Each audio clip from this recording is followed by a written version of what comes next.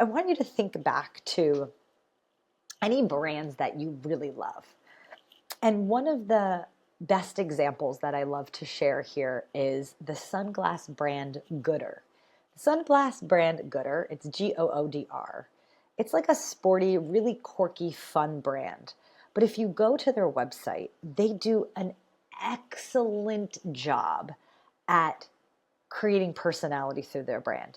All of the names of their sunglasses are really funny. Like one is like Swedish meatball, and all of the brands, the sunglass name, like style names, have like a unique and funny story attached to them. You just look at all of the copy. You look at the landing page of their website.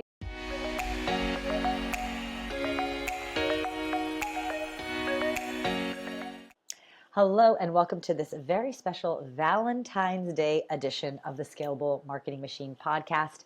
Happy Valentine's Day, founders. I hope that you have been getting lots of love from your clients and customers and your teams, and you are having a fabulous Valentine's week. Today, we're talking about love languages. And more importantly, are we speaking our customers' love language? So there's three specific things I want to talk about today: brand personality, brand consistency, and our brand voice. Okay? So our brand, we've been talking about for the past couple of weeks. I've been walking you through the first most important stage of my 4-step framework for the Scalable Marketing Machine.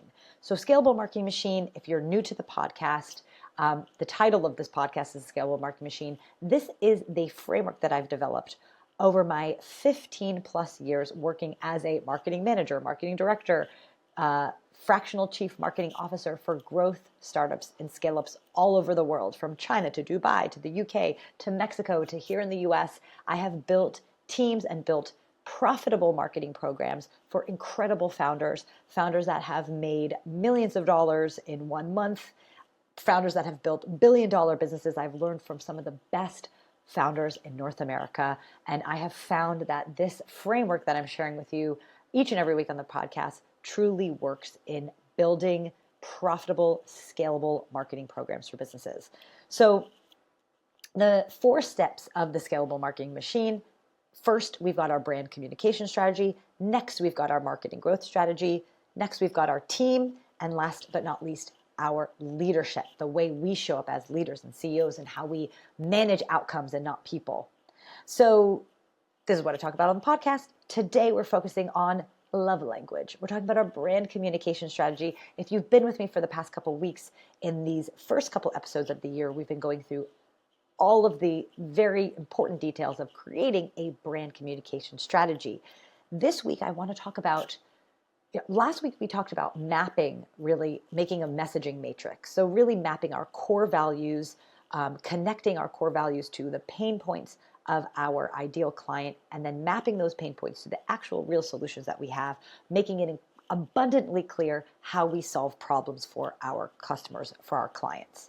Oftentimes, it's not the product or service that we have that is flawed, right? If we feel like we've hit a wall or we reached a plateau and we want to sort of throw the baby out with the bathwater and create something new, I beg you to sort of take pause and stop and see, am I properly communicating to and really crafting messaging that's connecting with my target client and moving them into action? That's all that we've been going through these weeks on the podcast. So we talked about sort of the meat and potatoes of mapping problems and solutions last week. Today, I want to talk about the softer side of the brand communication strategy, which is really about brand voice, right? And personality. Because it's not enough to just craft those, core messages. We want to deliver it in a way that stands out from the crowd, the way that kind of gets our ideal client's heart fluttering.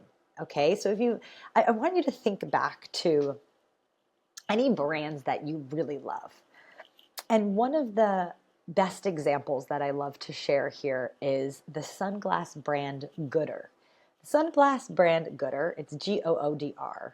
It's like a sporty, really quirky, fun brand. But if you go to their website, they do an excellent job at creating personality through their brand. All of the names of their sunglasses are really funny. Like one is like Swedish meatball, and all of the brands, the sunglass name, like style names, have like a unique and funny story attached to them. You just look at all of the copy. You look at the landing page of their website. They've got, to introducing who they are and who their ideal client is. They say it right there on the site. To just even like the copy that they use on the buttons, even their terms and condition pages, like in every possible detail, they have put thought, energy, and effort into.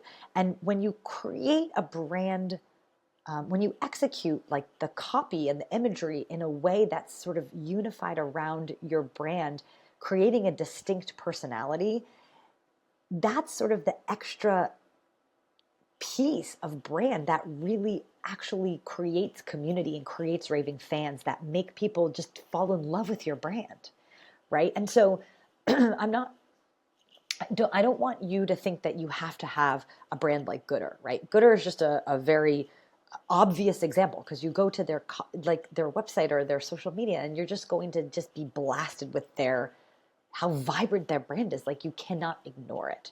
But if you start taking notice of other brands, like if you look at a really good one, like Ray-Ban, right? A classic, been around forever, totally different vibe than Goodr, but also a sunglass brand. These two brands are really great in juxtaposition of each other, because if you kind of open up those two websites, you're going to see just the vibe, the copy, the imagery. It's very, very different, but they have very distinct personalities, right? Ray-Ban talks a lot about their history. So that's the kind of stories that they tell.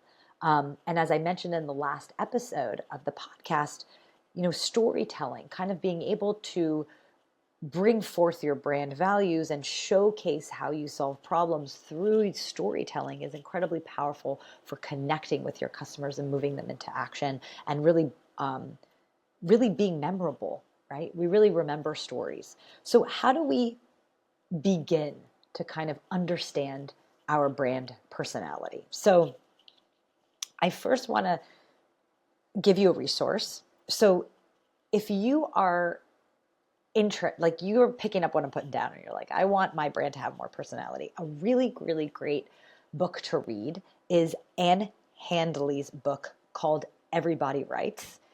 Ann Handley is if you don't know her, follow her on social media and LinkedIn and all these things. She is just a marketing superstar, but especially when it comes to copywriting.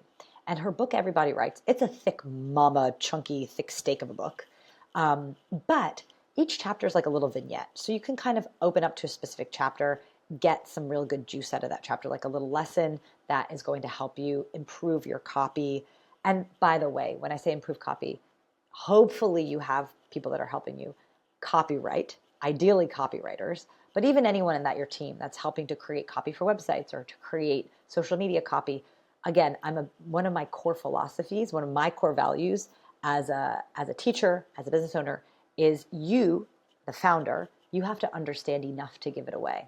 And reading a book like Ann Handley's book, Everybody Writes, is a great way for you to get a foundational understanding of copywriting, because copy is incredibly important for your business. And I think sometimes it's sort of seen as an afterthought.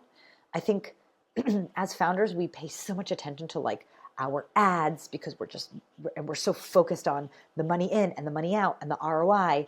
And we really can pay very close attention to the copy on our ads, for example. But what I want you to do is zoom out, get that 10,000 foot view of your business and look at what is the ecosystem you've created? Okay, so one of the first things that you can do today is take a quick audit on how consistent your brand is across different platforms. And this is something that is easy to kind of slip through the cracks as you're heads down and executing things in your business. But it is worthwhile once a quarter to just look at your landing pages, your lead magnets, your pop-ups, your social platform profile, the actual post that you put through, and just do a quick click through edit and say, is there like a through line here? Is there a consistency, like a brand consistency here? Does everything look, feel, sound the same from platform to platform? And in today's age, where we're so inundated with messages and there's just so many brands and there's just so much noise, it's really easy to lose people. So a simple, quick thing you can do is just make sure, like, does this all sound like similar? Does this all feel like it's the same brand? And that's something that you can easily, quickly fix. But when we're talking about love language, right? We're talking about giving some oomph and personality and sass and sexiness and interest to your brand. That is going to be where I would say focusing on your brand personality is really beneficial. And again, this is a detail. This is a process that I don't think a lot of founders go through, but it is one way that you can really stand out and really showcase your unique selling points. It's one thing to just like write your unique selling points in a document somewhere. It's quite another thing to show, don't tell. And the way that we show and not tell is, yes, through the imagery and the colors and the design, but we also show a lot through our voice. And our voice comes through is as copy, again, on our website, copy on our emails, on our subject lines, the text that we have on our buttons, the text on our pop-ups, yes, through our ads, yes, through our social posts. So I would encourage you, and Anne Handley in her book, Everybody Writes, goes through this process specifically, but we're going to talk about some of the things that I've put into play that I find really valuable. And the first kind of step, I believe, that is most important in developing a brand personality is really understanding like what kind of personality your brand has, right? And you can identify, 3 to 5 adjectives that describes your brand. If your brand was a person sitting across from you, having a cup of coffee, what would their personality be? Are you a teacher? Are you supportive? Are you a goofball? Are you quirky? Are you a know-it-all? Are you, are you very serious? There's so many different ways that you could show up, but identifying 3 to 5 adjectives that really describes who your brand is going to help your team ultimately to create the copy, to create the graphics that kind of bring that to life. So it's actually a step beyond, and I don't want you to get confused, because oftentimes a brand design, like if you hired an agency to create a brand for you and they created like a brand document, oftentimes that document is more like guidelines, like visual guidelines. But what I'm talking about as a brand voice guideline is it's a very complimentary as part of that brand guidelines document, and something that should be shown to your team together to kind of give them a full picture of what your brand is, right? So describing some adjectives that really personifies your brand will be very useful. The next thing that I like to do is really pull out examples of copy that you believe showcase your brand best. Now, if you're kind of like starting out with this, or you're thinking like, my brand doesn't have a personality at all, you can do like a competitive analysis. So what I love to do in terms of brand voice is really to identify some competitors, or they don't have to be even in your same like vortex. They don't have to be in your same vertical at all. Just pick some brands that you admire. And this just takes like, spending a couple minutes to really pay attention to the brands that you feel connected to and you like, and analyze. This could take like 3 to 5 minutes, their website, and say, what do you like about this? How are they saying things? Or if you admire some social accounts, what are the kind of images that they're sharing? What are the kind of copy that you're sharing? Or even more so, what kind of stops you on the scroll? So I love to pay attention to things like, as I'm scrolling through social media, what takes my attention? What hooks, what copy, what imagery? And that's going to start to reveal to you what you find attractive in this space. Because if you're sort of saying like, I don't even know where to start, think about what attracts you, right? And that's going to help. And then in a brand voice document, I love to just put, again, those 3 to 5 adjectives. I love to just pull some examples. So some examples, if there's other brands that you really love, just put those in. And then you and a copywriter, or you can start to develop that copy for yourself in the same style that you find appealing. Or if you're a brand that's been around for a while, I think it's also very useful to pull examples of copy that you've done before that you feel really showcase your brand well. Like if you're anything like me, there's, as you're pushing out a lot of content each and every day or each and every week, there's some things that you're going to be really proud of and that are really great. And there's some things you're going to be like, it's not my best work, but sometimes done is better than perfect, right? So you want to pull out some of those things that are your best work and just to have a little collection of them, like of the social posts that either you really like or ones that have really performed really well. Pull it into a document and make it a reference point for your team. All of these things are going to help to build that personality of your brand. And so these are just 2 really simple things that you can do today that starts to shape the personality of your brand, and start paying attention to the brands that you love, the ones that make you feel really excited when you go to their website, or excited to order with them, or excited to purchase with them, or excited to listen to their podcast, or excited to consume their content, right? Personality matters. Now, the last thing that I'm going to say about this is when we're developing brand personality, oftentimes the brand personality is an extension of the founder's personality. There's just not that many ways around it. And I would implore you to not build a brand that's very far away from what you're comfortable with or with your own personality. I think, if you're a very shy and timid, sort of serious person, it doesn't make a ton of sense to build a brand that's really goofy and funny, full of memes and all these things, unless it's something that you really enjoy.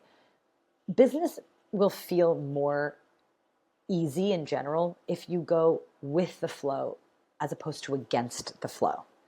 So creating content that feels authentic to you, or having your team create things that feel authentic to you, it's going to be much just a smoother process.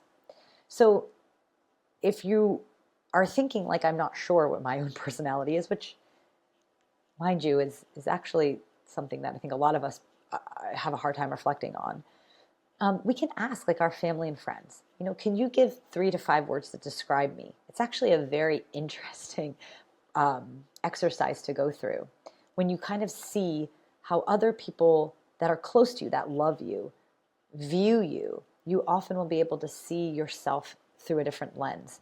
And oftentimes, those become really great, authentic personality traits to infuse into your brand. So if you're someone that's very loyal, if you're someone that's very reliable, right? These are really cool things that you can infuse into your brand in creative ways, right? Like, for example, if you're someone that's very reliable, you can create copy and stick in little messages like, you can count on us, or, guaranteed to be there at a certain time, or guaranteed to do, to execute on what we, things like that, right? Ways that you can infuse and communicate that personality trait through the copy that you write. And this is where a lot of the creativity comes from. And so again, I'm introducing this idea to you, not because I want you, again, to be doing all of this yourself.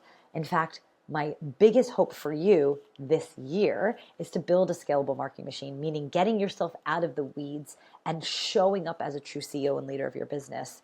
But again, understanding what good copy looks like and being able to give your team the tools that they need in order to do the best job that they can, right? Don't leave it to chance, because if you do not go through this process of writing down personality traits, pulling out some examples that you think successfully communicate your brand personality through copy, your brand, and I see this a lot, is going to be default. It's going to default to the personality of whomever is writing the copy. Oftentimes, even great copywriters, if they're not given the directive, they're just going to default to either copying like what everyone else is doing, or to be, personifying their own personality through the copy, right? And we don't necessarily want that. So it's another tool in your toolbox on how are we going to not only show up more authentically as a brand, but ultimately be able to communicate more intimately with our target client. So again, when we're creating this personality, right, and developing the copy around that, this love language that's going to be the connection between you, your brand, and your ideal customer, right? We want to create the environment, right, the world of our brand that really speaks intimately to our ideal customer and client. And a way that we can do that is paying attention to develop our brand personality. So I would invite you to, again, notice the brands that you like and love, and pay attention to the small details, because the best brands, the top brands that really create a strong mark in our minds and our hearts, they're doing this work. They're paying attention to these details, and they're building a unique personality around their brand and a unique world around their brand that attracts and converts and delights customers and clients. And that's what essentially turns them into raving fans. I'll leave you with another last really great example that's very different than the two that I that I just showcased, but it popped into my mind as one that has a really great personality is the company Our Place. Our Place has like pots and pans and like cookware, but they've developed this beautiful brand around the founder's story. And I believe she's Middle Eastern and wanted to be able to cook some of her traditional foods, but the whole brand is really built on the tenet of food and different cultures, and the food that sort of is a act of love and connection, all these things. They've done a really beautiful job with creating a brand around that. Or explore Goodr, right? A goofy, quirky brand. Or Ray-Ban, one that is a classic, just rich in history, really connected to Americana. These are three distinct brands. And if you take a peek at them, you can begin to see how they're sort of executing on that mission, right? On that personality, and begin to get some ideas for how to develop a brand personality of your own. So if you're sitting there thinking, yes, brand is really important, I really want to get started on understanding, how I can make a better brand for my company and just a stronger brand for my company, I encourage you to go to ugliventures.com. That's ugly with an I, so ugliventures.com/resources. And one of the resources there is a free guide where you can, it's called How to Build a Brand That Gets People Talking. And it goes through some of the core foundational pieces of building a solid brand communication strategy, and helps walk you through some of these exercises we chatted about today. And if you're thinking, I want to build a scalable marketing machine this year, I need help, I don't know where to start, I encourage you to check out the Scalable Marketing Machine Accelerator. You can get all the information on that at ugliventures.com, ugly with an I, ugliventures.com/accelerator, and you can see how you can get me, my hands dirty in your business, get my personal support on helping you to make this year the most successful year of your business, because I know that you're ready for it, and I know that it's possible for you. This is really exciting times.